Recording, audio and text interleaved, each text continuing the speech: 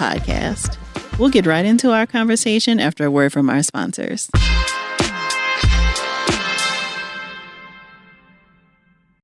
Lisa, you look great. I feel great. I got a personal loan from Happy Money, and now my credit card debt's gone. Happy looks good on you. Personal loans with low fixed rates and your best interests at heart. Apply today at happymoney.com. Happy Money. Fund your happy. NMLS ID number 1396805. Not all applicants may qualify. Loans are not offered in Massachusetts and Nevada. Happy Money works with lending partners who originate the loans. Additional terms, conditions, and eligibility requirements may apply. What up, y'all? This is Jill Scott, Aja Graydon Dantzler, and Laia St. Clair. Join us on Jill Scott Presents J.L. the podcast. Every week, we get together and talk about what's on our hearts and minds. Welcome to the real, raw auntie kitchen table, baby. Expect unfiltered conversations about relationships, our health, our art, and everything else that comes with surviving and thriving as a Black woman in this world. Listen to Jill Scott Presents J.L. the podcast on the iHeartRadio app, Apple Podcasts, or wherever you get your podcasts. Whitney Dow here, co-host with Eric Alexander of Reparations: The Big Payback podcast.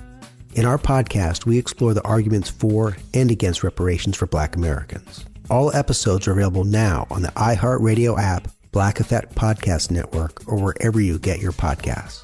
And the story doesn't end there. Stream The Big Payback, a documentary co-directed by me and Whitney Dow, as we examine the historic passing of America's first tax-funded reparations bill in Evanston, Illinois, and the attempt to make reparations for all Americans a reality. The Big Payback documentary can be streamed starting January 16th on the PBS app or wherever you get your films. We're a week into 2023, and what better way to prepare for the months ahead than using the stars and planets in the sky? That's right, we're continuing our annual January Jumpstart mini-series, chatting all things astrology with Mecca Woods. Mecca is a New York City-based astrologer and author of Astrology for Happiness and Success, Your Cosmic Coloring Book, and the Astrology Journal, a celestial guide to recording your cosmic journey. In our conversation, we explored the major astrological events of 2023 and how to use your birth chart. Mecca set the record straight on Mercury retrogrades. And of course, she shared her favorite resources for anyone who wants to learn more. If something resonates with you while enjoying our conversation, please share it with us on social media using the hashtags TBGInSession or January Jumpstart. Or you can join us over in the Sister Circles to talk more in depth about the episode. Come on over and join us at community.therapyforblackgirls.com. Here's our conversation. So thank you so much for joining us again today, Mecca. We're honored to have you back. Oh, it was good to be back. It means that I did something good to get an opportunity to come back. Absolutely. So we got so much great feedback based on the episode. People have loved hearing more about how astrology and how they might use it in their lives. So in preparation for this brand new year, we thought it was fitting to have you back to kind of talk about what we might expect for 2023. Yeah. Lots of exciting stuff coming in. Some big changes. The planets, they're always moving. They're always busy. It's never not anything exciting happening. It's just trying to figure it out and make it make sense, basically. Got it. So for anybody who maybe didn't catch you on your first visit here, can you tell us a little bit more about what you do in your work with astrology? Sure. As a professional astrologer, my job is to make astrology accessible to the people. I do coaching by way of astrology, so helping people to understand their birth chart, what a birth chart means, and using that chart to delve deeper into who they are as a person. I help people to figure out like next steps in terms of career, relationships, big life events. There was a big portion of the work that I was doing like last year, for example, where a lot of the clients that I was seeing were dealing with a big loss, like a death in the family, and like walking them through the lens of astrology. So a lot of my work is really helping people to tap into their own personal power, to create the life that they want, to be able to navigate the ups and downs that life has to offer. Because even though with astrology, there is things that are in our control, but there's also a lot of stuff that's outside of our control. And as an astrologer, my job is to help people to be able to understand the difference between the two and being able to navigate both. So, Mecca, I'm curious to know if there's anything about your work that has changed in terms of astrology based on the pandemic, right? I'm sure much of your work has been virtual. So I'm sure that has changed, but like, is there anything that has changed about like the way that you work with people or what you're seeing in people's birth charts based on the pandemic? It makes me think about last year was known as like the Great Resignation, right? A lot of people were leaving their jobs. A lot of people felt that they wanted something more fulfilling. I think the pandemic really brought up a lot of things to the surface for a lot of people in terms of like, what's important, what matters in my life, and where do I want to go from here? And I found that a lot of the women that were coming to me definitely wanted to know things about their career. A lot of women were burnt out. They wanted to be more fulfilled in what they were doing. And I think that spoke to the sign of the times in the context of like what was taking place on a collective scale. People weren't interested in just working and just going through the motions and I guess, kind of sleepwalking through their life. They wanted more fulfillment in it. So that definitely was something that showed up a lot. As I mentioned, I also spoke to a lot of clients who were dealing with some sort of loss in their life and in working through that grieving process. That was something that came up often. And I think the other piece of it was the anxiety, having to figure out like, what's going on in the world? When is this going to be over? How do I navigate a world that seems to be on the brink of collapse, essentially, right? Like, how do we survive? How do we get through this? So that was definitely a lot of what I was covering in session with clients. And of course, it was very busy. It's been a very busy couple of years because people want answers and they want to know what's next. Yeah. Yeah, I think that would make sense, right? When people are so anxious, they're kind of looking for answers from somewhere. Right. Absolutely. Absolutely. Yeah. Yeah. Yeah. So again, just as a bit of a refresher, can you say a little bit more about what our birth chart is? Yeah. So a birth chart is basically like a cosmic map. The chart is based on the day, the month, the year, the time, and the location of your birth. And so when we plug in those coordinates, basically what we get is a birth chart. And that has to do where the planets are aligned in the sky at the time that you were born. So based on that planetary alignment, we can look at a person's life and see what that life might be looking like. We can go back in time and give some context to certain events or different things that may have been going on in a person's life. We can look towards the future and get some information on what a person might expect or what they might be looking out for or opportunities that they can take advantage of. Relationship stuff. We can talk about relationship dynamics. We can talk about family dynamics or basically what a person's purpose is in terms of what they are trying to achieve and accomplish in this life. So there's a lot of different things that we can look at within a birth chart. And that birth chart is basically giving us the cosmic map to who we are. Got it. And I think the first time you were here, we talked about like the big 3 placements. My understanding is that there are actually 6. So can you explain to us what the 6 big placements are? Oh, so that one I was thinking about because typically we talk about the big 3, which is the sun sign, your moon sign, and your rising sign. In your birth chart, your placements go all the way from the sun all the way down to Pluto. In astrology, we still consider Pluto to be a planet. So I know, I know the science world has something else to say about that, but we still utilize Pluto in astrology. The big 6 would probably be the sun, moon, rising, your Mercury sign, which has to do with how you communicate and how you think about things, your Venus sign, which has to do with how you relate to people and your values. And then your Mars sign, which has to do with how you deal with conflict and how you might go after something in terms of like ambition or passion or how you might typically get things done. Okay. So all those sound like collectively would be very insightful. Yes, absolutely. When we talk about those placements in astrology, these are what we would consider your personal planets, right? So personal planets have to do with like how those placements or that astrology directly affects you. It's more about you and your specific life. The outer planets, which would include Saturn, Uranus, Neptune, Pluto, those planets have more to do with like a generational experience. So typically you're going to share the same Neptune sign or Pluto sign or even Saturn sign with people who were born around the same time as you. And that has more to do with like generational stuff. Like, for example, like the baby boomers, Gen Z, Gen X, the millennials, like that kind of thing. Got it. Okay. So you already mentioned that, there's always something going on with the planet. So what kinds of things should we kind of just be mindful about for 2023? Yeah, no, I think that's a great question. And I definitely have to tell you that it's something that I'm still pondering and thinking about in terms of what things look like. But so far, without getting too in the weeds about it, one of the planetary shifts that's happening next year is that planet Pluto is moving from Capricorn into the sign of Aquarius, right? Now, Pluto is in astrology the planet that's associated with power and rebirth. So since roughly about 2008, we've had Pluto stationed in the sign of Capricorn. And that is what we saw in terms of like the banks collapsing back in 2008.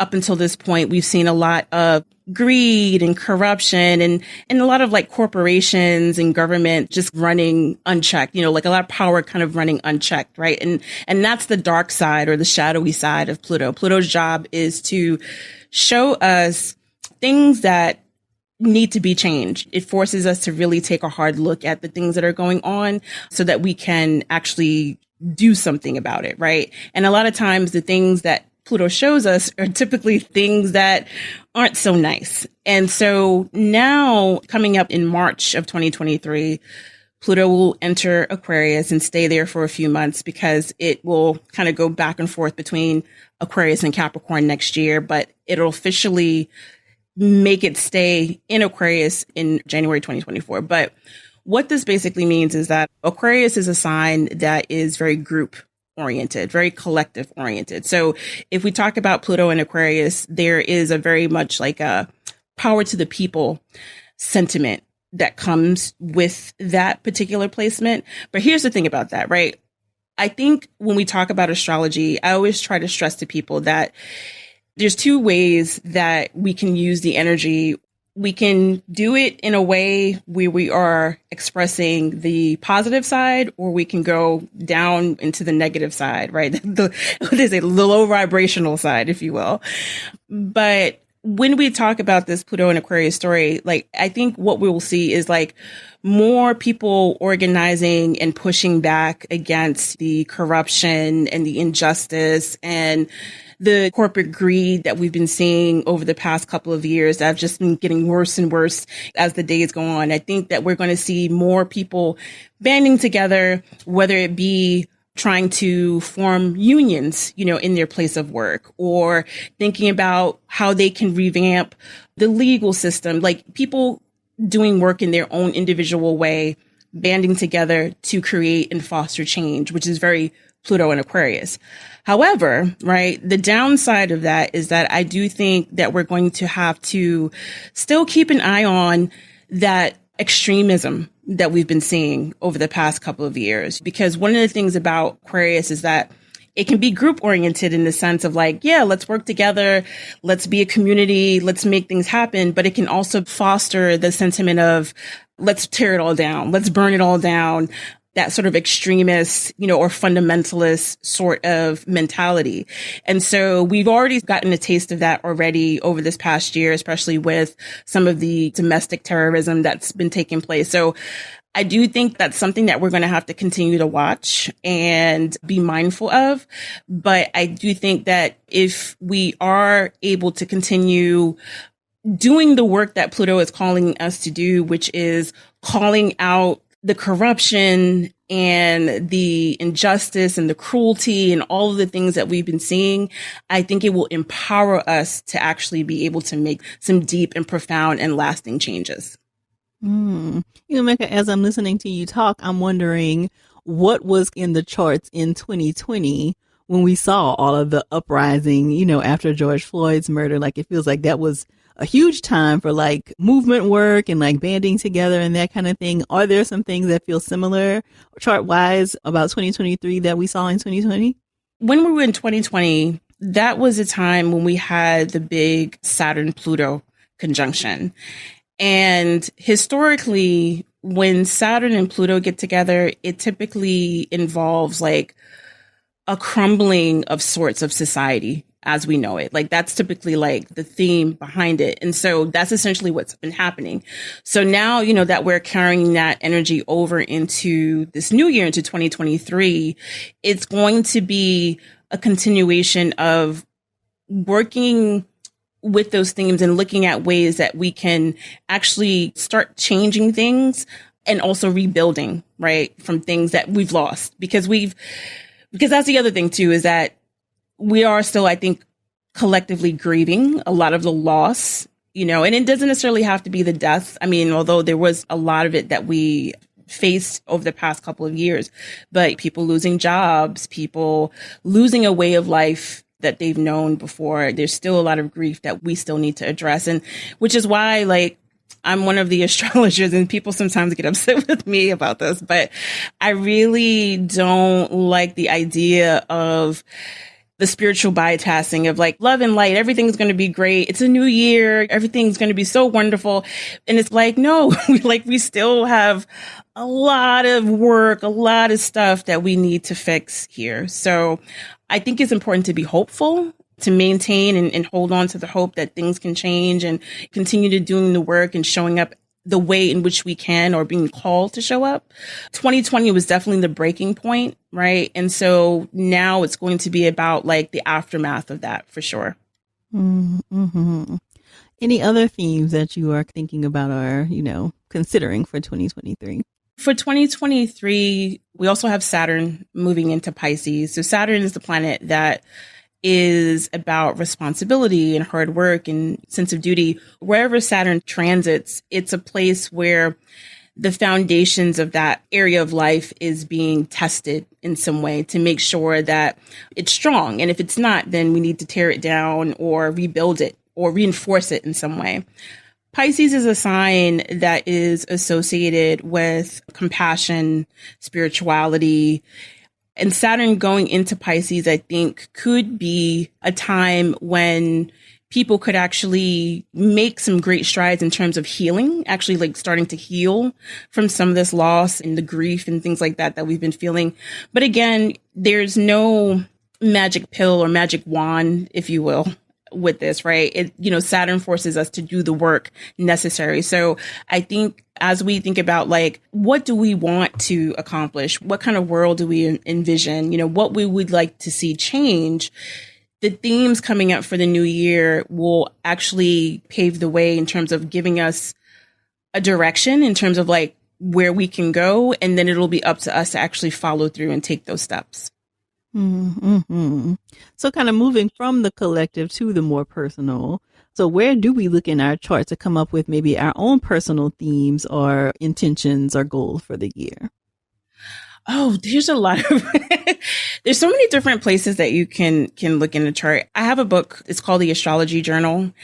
And in the journal, it's a daily journal that you can use to basically chart and kind of map out your birth chart and what's happening day to day, month to month, year to year.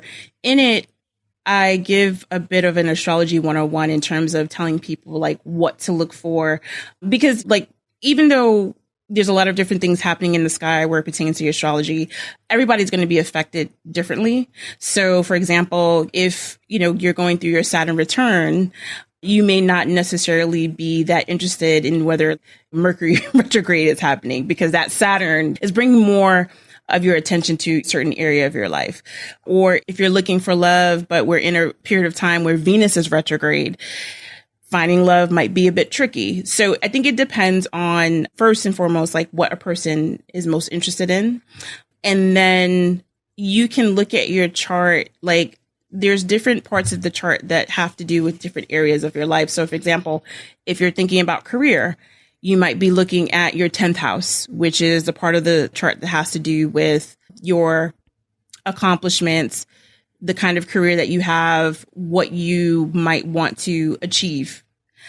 If you're thinking about, let's say, starting a family, maybe you're going to be looking at your fourth house or your fifth house. The fourth house more about like putting down roots. Fifth house usually marks the arrival of like a baby or like a pregnancy of some sort. So these might be things that people might want to look at. If they're thinking about getting married, that might be the seventh house that they're looking at, and talking to an astrologer about when's the best time for me to get married and picking a date for that. So I think there's something in the chart for everyone.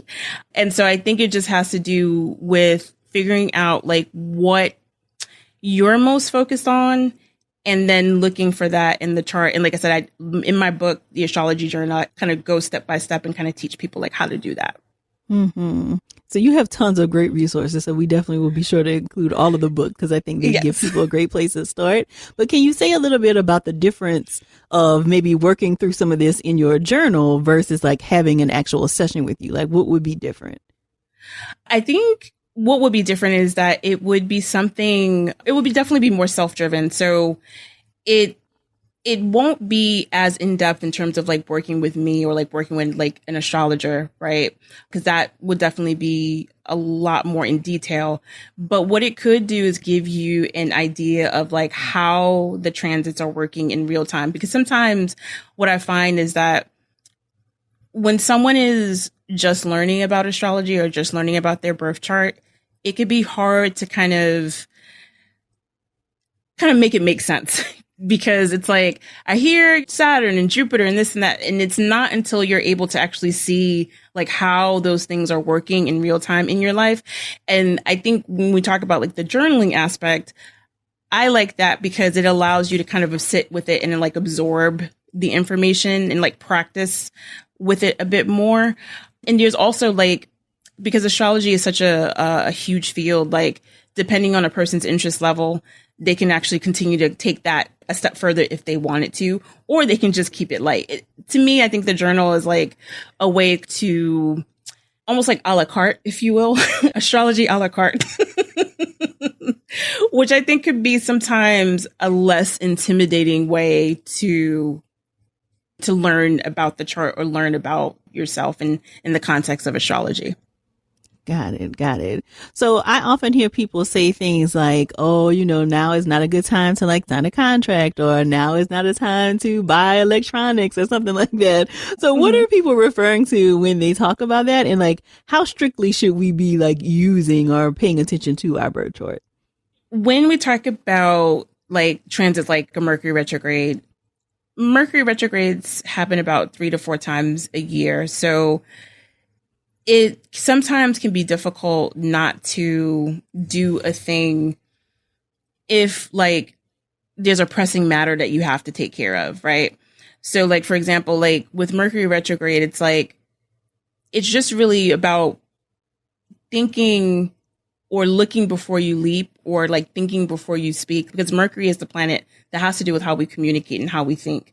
Mercury is information and details. So if Mercury is retrograde, it's not that you have to like run and cower and stay in your house for those 3 weeks that Mercury is retro. It's just about being maybe a little bit more careful or moving a little bit slower. And that's typically what happens when we talk about retrograde planets in general. When Venus is retrograde, it's about reevaluating our relationships and our values. When Mars is retrograde, as it is right now, it's about slowing down and reassessing like our plans or our actions, or even sometimes our relationship to things like anger, for example, because Mars has a lot to do with those themes in our life. So my rule of thumb is that when you're dealing with transits and it sounds scary, not to panic. I mean, definitely, sometimes having some of these like more difficult transits can coincide with more difficult experiences in your life. But ultimately, what the planets are trying to do is show you like where you might need to slow down or come up with a little bit of a game plan in order to be able to navigate forward. So I don't think it's something that needs to be like a sense of gloom and doom or panic. More from my conversation with Mecca after the break.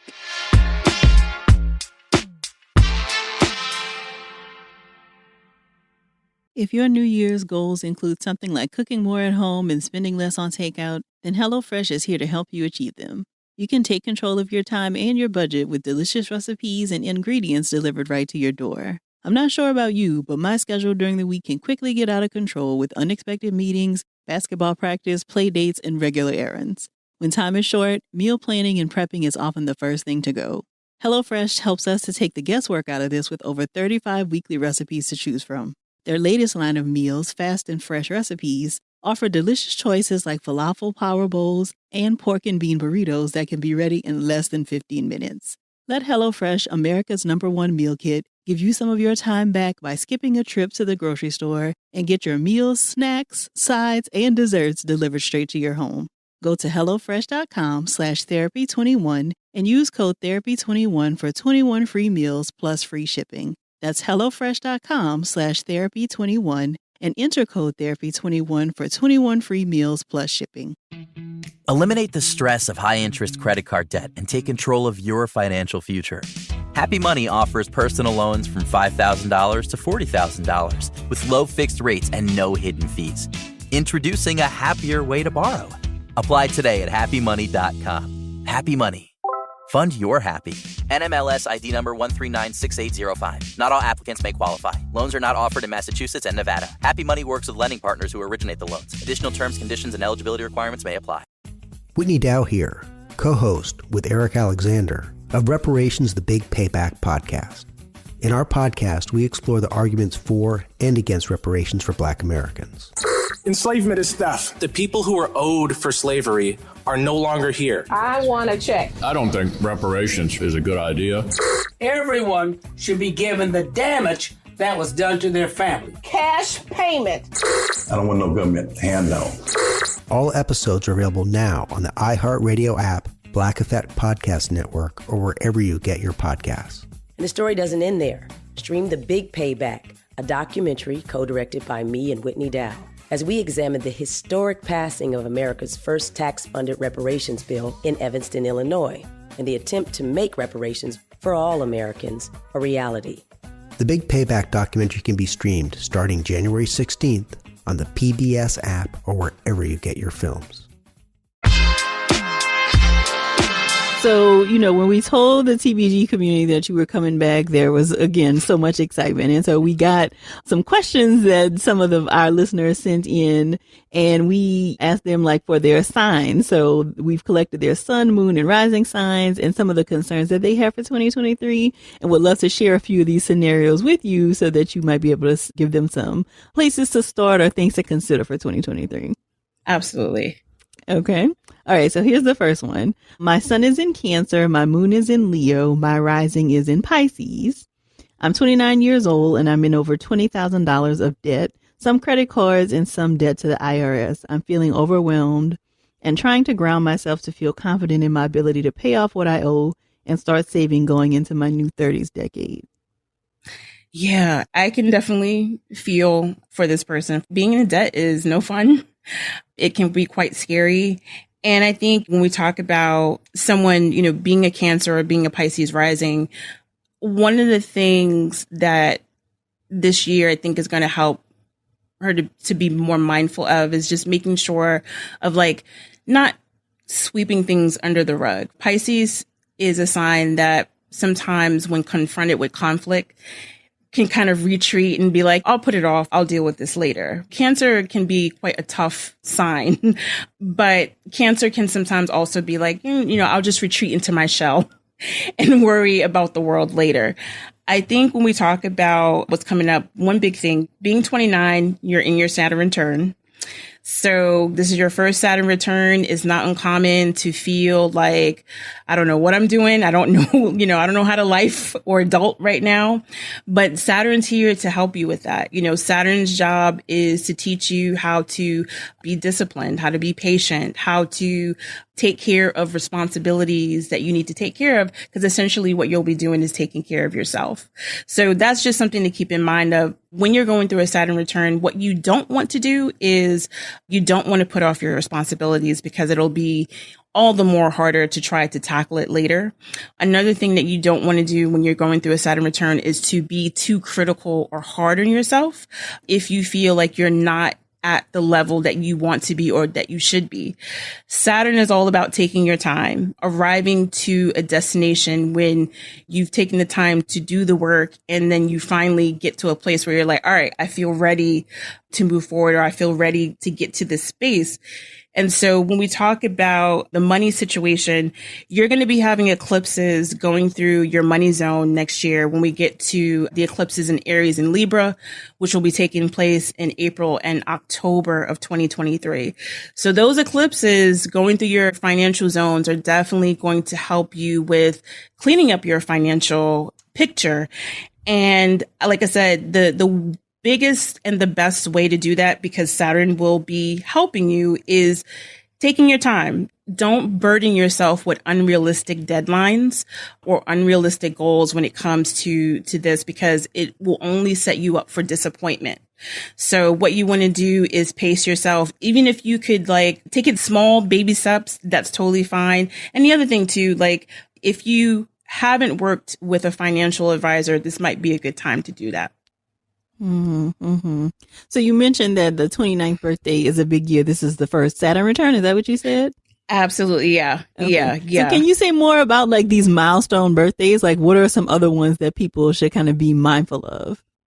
Yeah. So your Saturn return typically happens every 30 years, right? So you have one around 29, 30. You have another one around 58, 59. And then you have another one, I would say like around, what was it, 80, 87, 88, somewhere in there. So each stage of Saturn has a stage of adulting that comes with it. And when you're going through your first one, that's usually what we would like assign the quarter life crisis to, you know, of like, who am I? Where am I going? I have all these dreams and things that I want to accomplish, but I don't know if I'm on the right path. Like Saturn's job is to help you to basically like get it together. Like that's typically what Saturn does. And then, you know, around 58, 59, you're having your second Saturn return. That's usually a stage in a person's life where they're kind of like been there, done that. And now they're ready for a different chapter or a new chapter of their lives, being older and wiser, right? And then coming into like that third one, that's usually a time I notice like when a lot of like elders are kind of revered in their community for the work that they've done or what they've given to their community. And it can also be a bit of a rebirth to some degree too, in where you might have elders who might take younger people under their wing to kind of pass the torch, you know, like that's kind of like how that goes. And then there's also a Uranus transit that happens like in your mid 40s. Planet Uranus which is the planet of change, visits. And that's usually kind of equated to what we would call a midlife crisis. And that's because you've spent almost a half century on Earth. And now you're like, I don't know. I feel like I'm ready for something new or different in my life. Right. But this is kind of more on the extreme side. Like if they aren't using or listening to that Uranus transit, then they may make more like reckless or like impulsive choices that kind of have ripples into, you know, to other areas of their life. Right. So yeah, so there's a lot of milestone kind of birthdays, but definitely Saturn is one of the biggest ones for sure. Mm-hmm. Got it. Thank you for that. Okay. So here's our second scenario.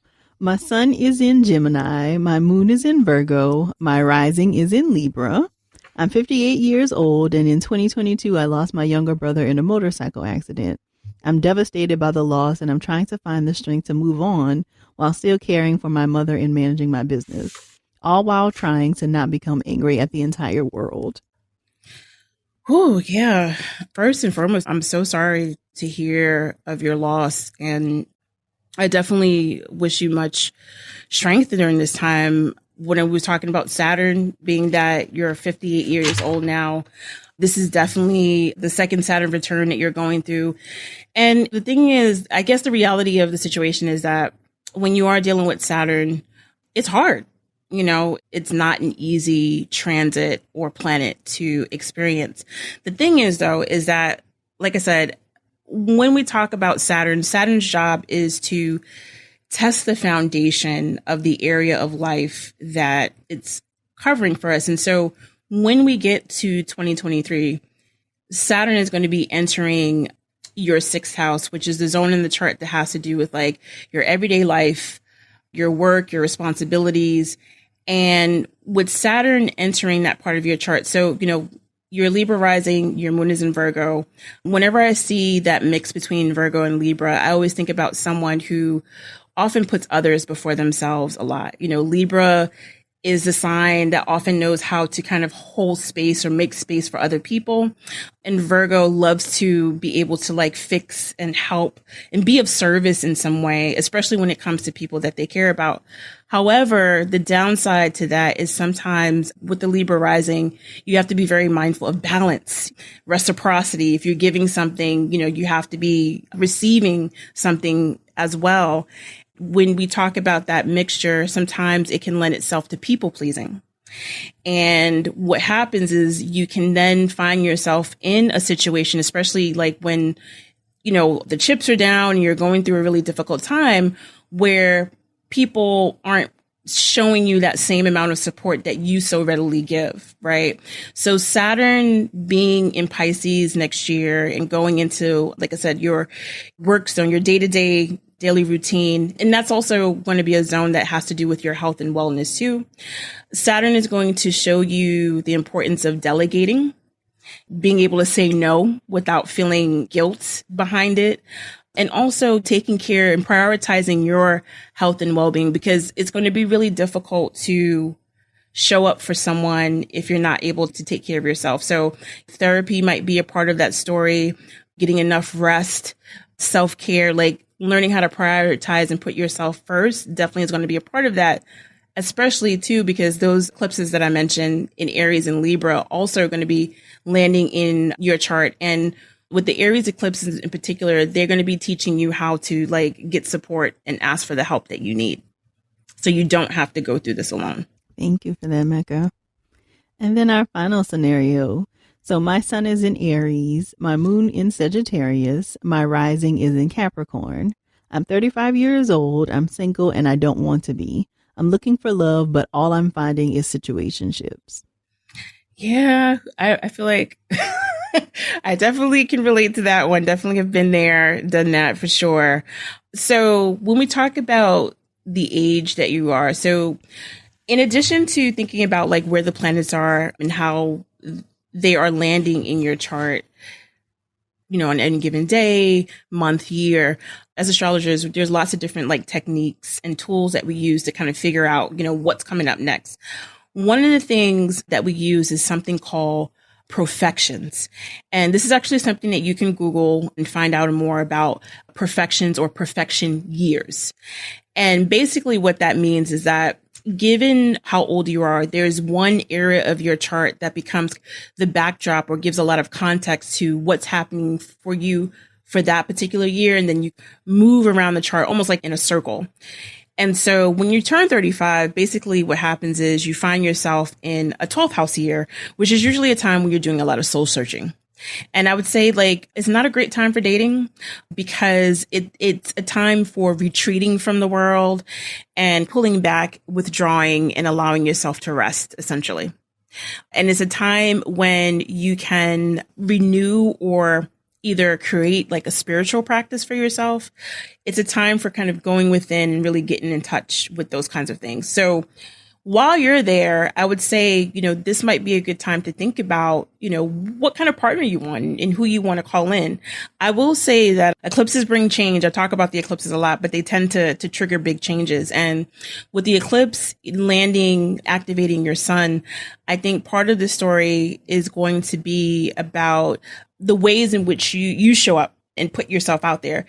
Capricorn risings often have a lot of difficulty with being vulnerable with people. And while you can, you're in Aries, you have that Sag moon, your Capricorn rising, you're very independent, very strong, but sometimes that can give off the energy of like, I don't want anybody to get too close. I don't want anybody to really see who I am.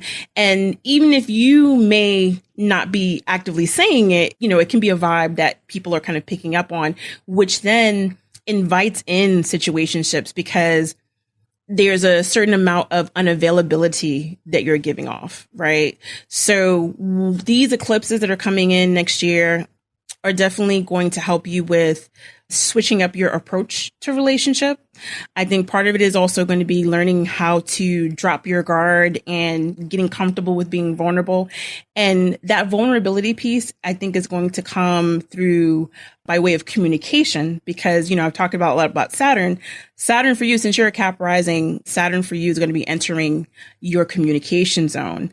So it's going to be helping you to talk about stuff and open up and be able to be a bit more vulnerable so that way you can foster true intimacy and true relationship with someone that could actually be a good partner for you. So that definitely, I think, is something for you to look forward to. It does mean work because again, we're dealing with Saturn, Capricorn rising is like, you can feel very uncomfortable to have to make that change, but you're not destined to be alone. It's just that your approach to relationship needs to change.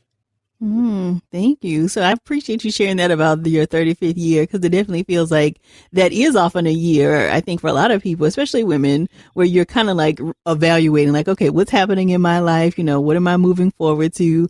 And so you're saying that really is a year for maybe not dating, but a real year for reflection and kind of figuring out what's next. Yeah. It's weird because it's kind of like the halfway mark, right? Like, you're officially in your 30s, but 40 is kind of looming, right? And it is a period of time where you're kind of like, all right, like, where do I go from here? And yes, it can be disconcerting, especially for those of us who are used to being very like motivated and driven and just go and making things happen. 12th house years typically feel almost like you're being put on a timeout. But then the timeout is also kind of like, all right, well, what do I do with this timeout? So yeah, if anyone out there who's going through, who's 35 and feeling this way, it's not you, it's the timing of where you are right now. Yeah. Got it. More from my conversation with Mecca after the break.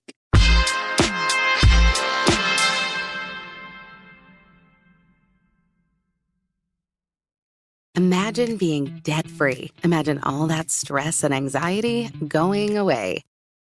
Feel that weight being lifted? That's what Happy Money is all about. Personal loans, low fixed rates, and your best interests at heart. Make space for your dreams to grow again. Apply today at happymoney.com. Happy Money.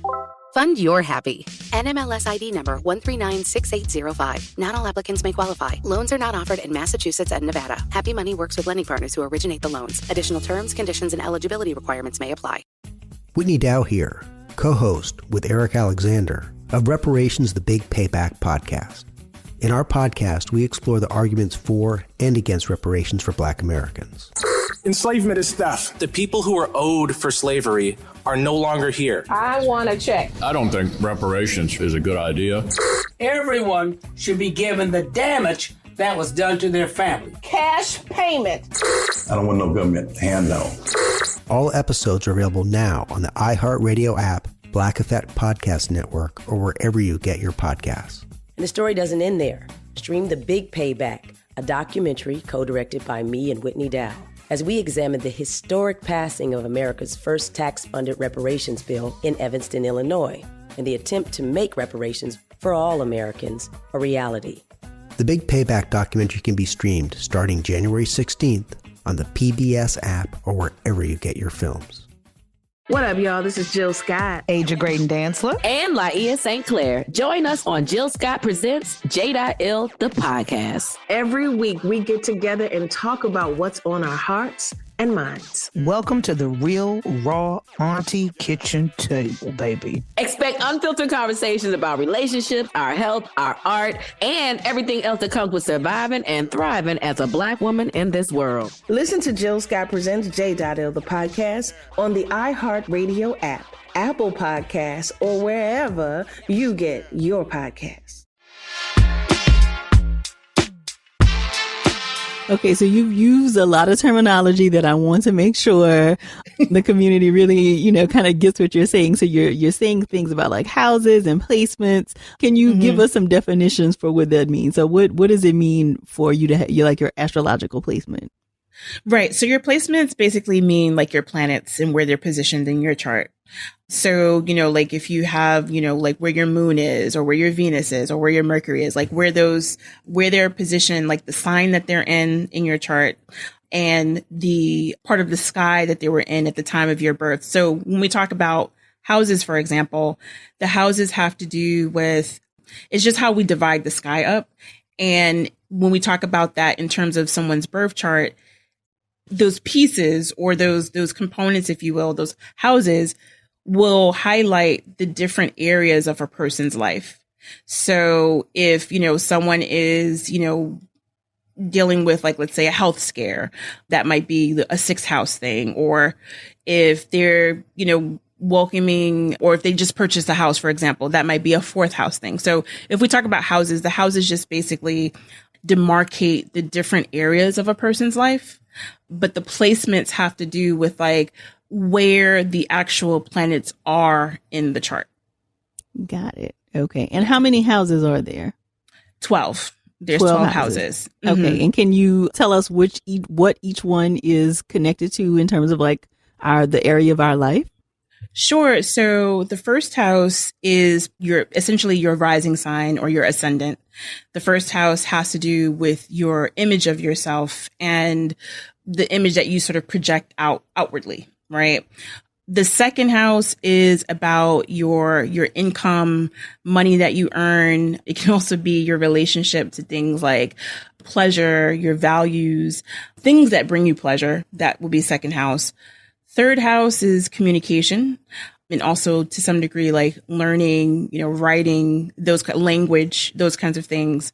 Fourth house is your home, your physical home, how you were raised, where you come from, your family, your roots, your history. Fifth house is the house of romance and sex and fun. That's one of the houses I like and enjoy.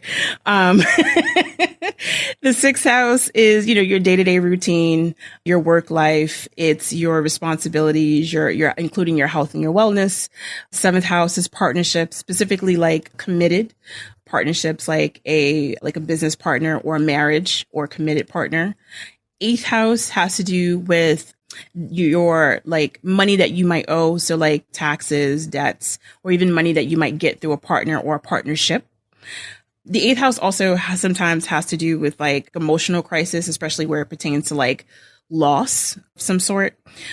The ninth house is growth and expansion, opportunity. Is typically associated with traveling or our philosophy on life. 10th house typically is associated with your career and your reputation. 11th house is your friendships, your communities, but it also can highlight your dreams for the future. And then your 12th house, last but not least, is the zone in the chart that has to do with rest, retreat, and kind of being away from it all. Nice. Okay. Yeah. That sounds like a lot of great information. So I'm guessing as a part of what you do with the sessions you have with your clients is that you're kind of going through these houses and which ones will maybe be most prominent for the year? Right. Typically, like what I notice is that like when someone is coming to me for a reading, their birth chart is going to be highlighting like what they need to be focusing on for that particular year or that time. I usually find that in session, I'm never really telling people anything that they don't know unless like they're just really like brand spanking new to astrology, but more so like confirming or like validating something that they've already been feeling, because chances are if it's in the air, if it's in the ether, you're feeling it, it's showing up in the chart. And my job is to be like, yeah, that's right. You're feeling this. Right. All right. This is what we're going to do from here. That's typically how that goes. Got it. So you've talked before on the podcast, but also today you talked about like this Mercury retrograde, which people talk about quite a lot. I think that is the one that most people are attentive to. Are there any themes for the Mercury retrogrades we can expect in 2023? For the Mercury retrogrades coming up in 2023, that's a good question. I'm not even sure if I thought about that. The reason why is because I guess I've been focusing a lot more on some of like the bigger like collective stuff, because the thing is that it's not that Mercury retrograde isn't important. It's just that what I find that like regardless of what Mercury is doing in the sky, it all boils down to like communicating, making sure you're on the same page with everyone, especially like I think over the past couple of years, there's been so much trouble with misinformation with Mercury retrogrades, like it really is about like fact checking and verifying information. I think one of the things that's going to be coming up in 2023 is like, we've already been kind of seeing this year, but the issue of like online privacy. And I think that when Mercury goes retrograde, one of the things I tell people is like, change your passwords, double check that everything is like kind of secure, because that can be a time when people get a little spicy and put their hands in things that they shouldn't be. You know what I mean? So yeah, these are probably going to be some of the things that you might want to think about over the next year in terms of verifying information, fact checking, making sure you're on the same page with everyone. I told myself I wanted to bring this up while I was talking to you, because this was something that I was having a lot of trouble. And not only me, a lot of tarot readers, diviners, astrologers, we were all collectively going through this over this past year. But there are a lot of scammers going on Instagram and social media, copying our pages and then following people and DMing people, pretending to be us and being like, oh, do you want a reading? And then like scamming people out of their money. So I've been telling people like, please, if you don't, I've had to make my page private just to keep that from happening. Cause Instagram has not been helpful in trying to like fix that situation. But yeah, that's another thing. Like with all the things that are going on right now, it could be really easy to find yourself in a space where you're like, I want a reading. I need a reading. I need to know what's going on. But please do your due diligence. If you're not coming to me, or if there's someone else, another astrologer that you're interested in, or a tarot reader or a diviner, please do your due diligence in figuring out if that person is the real deal, if they're ethical, if there's someone that you actually want to work with. Please don't send anyone money through DM online without making sure that they are who they say they are, because this thing is a really big issue. And I really hate to see people getting harmed and taken advantage of because someone is like, okay, I'm just going to jump on this trend and take advantage of folks. So that definitely is something to keep an eye on as we go into the new year for sure. Yeah. And my understanding, Mecca, is that people who are doing this work ethically will typically not reach out to people to say, hey, do you want a reading? Right. It usually is up on the person to like initiate the reading or whatever it is going to be. Right. Absolutely. Absolutely. Typically, those of us who are doing this work, we already have a very full roster, which makes it almost impossible for us to like chase people down and be like, hey, do you want a reading? But the other thing too is that like, the work that we do as diviners, as readers it's intimate, right? And when you're doing work that is this intimate, you can't really like just cast a wide net and try to reach anyone or talk to anyone. Like there has to be boundaries, and you have to make sure that the person that you're talking to, you want to talk to you, is actively seeking you out, right? So just please, y'all, please be safe on these internet streets, because unfortunately there's a lot of shenanigans going on, a lot of bad actors out there. So my rule of thumb is like, treat it the way you would if you were like looking for a hairstylist or looking for a lawyer or looking for a therapist. Like really take your time to do the work and make sure that the person that you're looking to connect with is the real deal. Thank you for that, Mecca. So one other term that you use that I want to make sure that we have some clarity around is transit. So what do you mean when you say like the planets are transiting? Yes. So transit basically means like where the planets are moving on any given day or month or year. It's kind of like if you can think of each zodiac sign as being like a train station, and the planets are trains. So as they're moving, like as they're going, each planet has its own cycle. Some are much quicker. I think the moon is the fastest, but then, like you have like the slow outer planets like, Neptune and Pluto that take like, we would never be alive for them to make their complete cycle. But basically what happens is as the planets are moving, going through their cycle, they are taking time in each sign, depending, and the timing has to do with like the length of the cycle, but basically they are stopping at each sign. So when we talk about a transit, it has to do with where the planet itself and what zodiac sign it's stationed in. And then once it's done with that sign, it moves on to the next. Got it. The analogy of the buses and the bus station is super helpful. Yes. Thank you. You're welcome. You already talked about, your books, which were incredible resources. And I know the last time that you were here, you mentioned a great website that you typically suggest to people who, if they want to do their birth chart. So can you give us that website as well as any other resources in addition to your books that people might find helpful? Sure. Astro.com is a great resource in terms of getting a birth chart for free.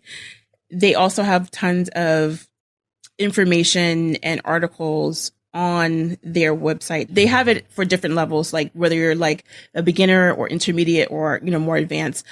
Astro.com is definitely one of them. I like the app Time Passages. Time Passages is a great app for not only learning more about your chart and also astrology, but it also is good for tracking transits.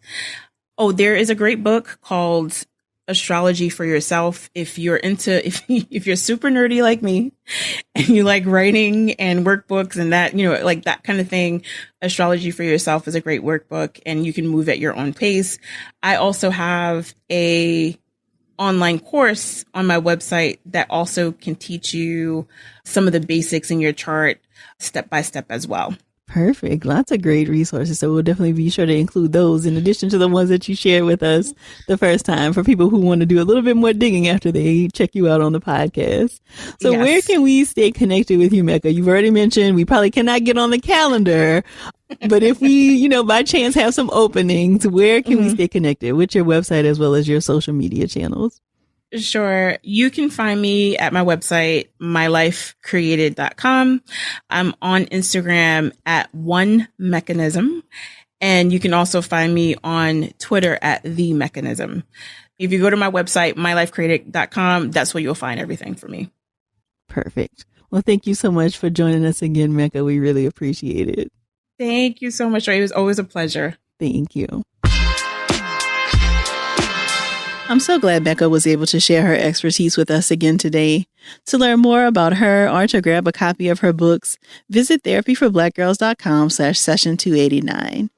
And don't forget to text 2 of your girls right now and tell them to check out the episode. If you're looking for a therapist in your area, check out our therapist directory at therapyforblackgirls.com/directory. And if you want to continue digging into this topic or just be in community with other sisters, come on over and join us in the Sister Circle. It's our cozy corner of the internet designed just for Black women. You can join us at community.therapyforblackgirls.com. This episode was produced by Fredia Lucas and Ellis, and editing was done by Dennison Bradford. Thank y'all so much for joining me again this week. I look forward to continuing this conversation with you all real soon. Take good care.